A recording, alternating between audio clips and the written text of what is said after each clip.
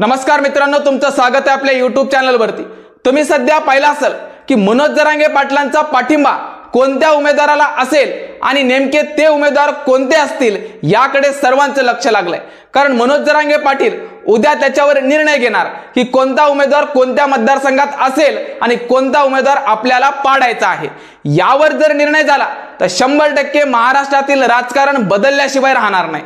कारण मनोज जरांगे पाटलांचा पाठिंबा पाहिला असेल तर मराठा समाज हा एकमेव नव्हे तर प्रत्येक समाजातील व्यक्ती मनोज जरांगे पाटील म्हणतील त्याच व्यक्तीला मतदान करण्यासाठी इच्छुक आहेत असं वाटतंय। कारण प्रत्येक जण सध्या न्यूजवर तेच सांगते की मनोज जरांगे पाटील जे सांगतील तेच आमचं मत असेल। म्हणजे अशा प्रकारचा कार्यक्रम सध्या न्यूज मध्ये व्हायरल होते। मग काय होते त्याचं कारण लक्षात घ्या। कारण आतापर्यंत जे उमेदवार असतील, ज्या राजकीय पक्षातील आमदार असतील, त्यांचा कार्यक्रम कसा चालतो लक्षात घ्या। कारण आतापर्यंत लोकांची दिशाभूल का केली? कारण या विधानसभेच्या निवडणुकीच्या काळात कार्यकर्ते धाब्यावर असतात आणि जो उमेदवार असतो तो झोपडपट्टीमध्ये जेवण करण्याचं नाटक करतोय। याचा अर्थ काय की गरिबासोबत आम्ही आहोत। मग 5 वर्ष गरिबासोबत खरंच तुम्ही होतात का?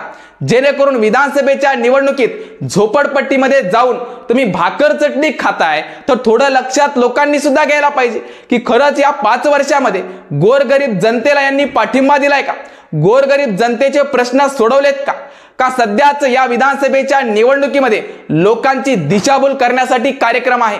कारण तुम्ही पाहिलं असेल प्रत्येक जण आता सध्या कार्यकर्ता जर बघितलं तर पुढे येण्यासाठी इच्छुक आहे। कारण प्रत्येकाच्या डोक्यामध्ये राजकारण भरलंय।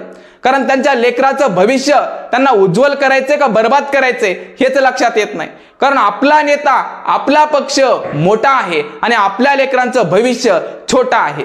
ही जी विचारसरणी आहे ती सध्या बदलायला पाहिजे।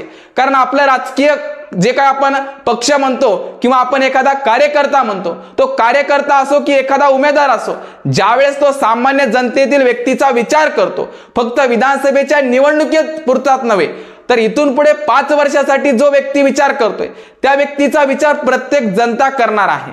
कारण प्रत्येक समाजातील व्यक्तींना माहिती आहे यांची जी नाटकबाजी असते ती नाटकबाजी फक्त विधानसभेच्या निवडणुकीपुरती असते आणि 5 वर्षामध्ये कुठल्याच समाजातील व्यक्तीच्या प्रश्नाकडे यांचं लक्ष नसते।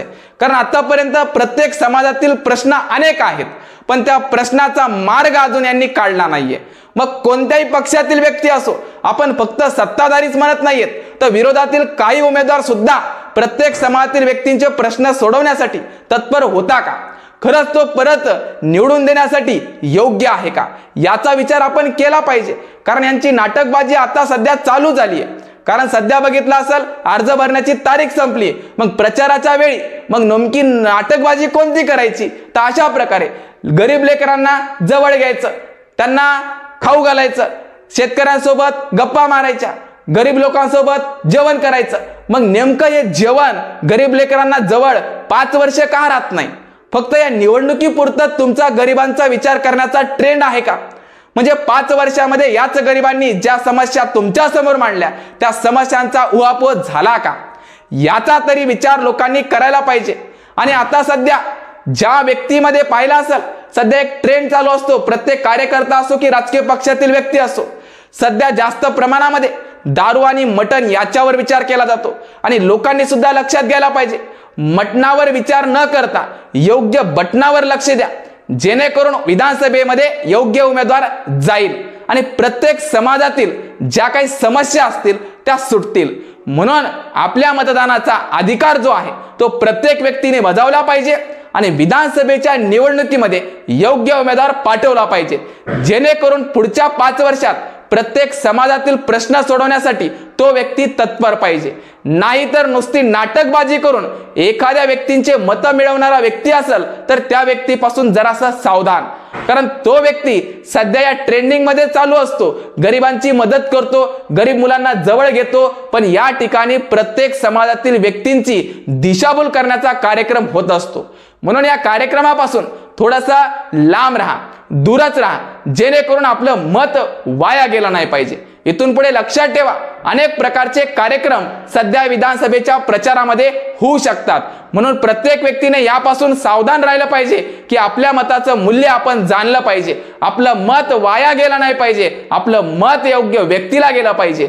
म्हणून मनोज जरांगे पाटलांनी जो निर्णय जास्त कालावधीसाठी निर्णय राखून का ठेवला होता, कारण या राजकीय व्यक्तींना मनोज जरांगे पाटलांच्या निर्णयावर वेगळं षड्यंत्र रचण्यासाठी वेळच मिळाला असता। म्हणून मनोज जरांगे पाटलांनी कोणता उमेदवार कोणत्या मतदारसंघात द्यायचा याच्यावरचा निर्णय राखून ठेवला। आता येत्या काळामध्ये मनोज जरांगे पाटील ते उमेदवार कोणता असतील त्याचं नाव घोषित करतील आणि त्या व्यक्तीला कशा प्रकारे समाजातील व्यक्तीचा पाठिंबा असेल हे येत्या काळात तुम्ही बघणारच आहात। म्हणून लक्षात ठेवा, इथून पुढे कोणता व्यक्ती प्रत्येक समाजातील व्यक्तींच्या प्रश्नाशी तडजोड करतोय, कोणत्या प्रश्नांचा उहापोह करतोय, मेन महत्वाचे प्रश्न सोडवणारा उमेदवारच विधानसभेत गेला पाहिजे, कारण तोच उमेदवार प्रत्येक समाजातील व्यक्तींच्या समस्या सोडवू शकतो। नाहीतर आतापर्यंत बघितलं असेल प्रत्येक राजकीय व्यक्ती स्वतःच्या स्वार्थापोटी ह्या पक्षातून त्या पक्षात, त्या पक्षातून त्या पक्षात, त्यांना अधिकार आहे पण ते पक्षाशी एकनिष्ठ राहू शकत नसतील तर जनतेशी काय एकनिष्ठ राहणार याचा तरी प्रत्येक जनतेनं विचार करायला पाहिजे। हेच सांगण्यासाठी तुमच्या समोर आलोय, कारण आपल्या मताची अवहेलना आतापर्यंत ज्यांनी केली ती अवहेलना इथून पुढे व्हायला नाही पाहिजे, त्यांच्यापासून आपण सावधान राहिलं पाहिजे। कारण सध्या या नाटकबाजीच्या ट्रेंडमध्ये अनेक व्यक्ती पुढे आहेत, त्याला आपण त्या भूल पाहताना बळी न पडता आपला योग्य ते निर्णय घ्यावा आणि आपलं मत योग्य व्यक्तीला द्यावं, हेच या व्हिडिओच्या मार्फत सांगणं आहे। आणि मतदानाच्या दिवशी प्रत्येक व्यक्तीने आपला मतदानाचा अधिकार बजावला पाहिजे। ठीक आहे, तर थांबतो, धन्यवाद।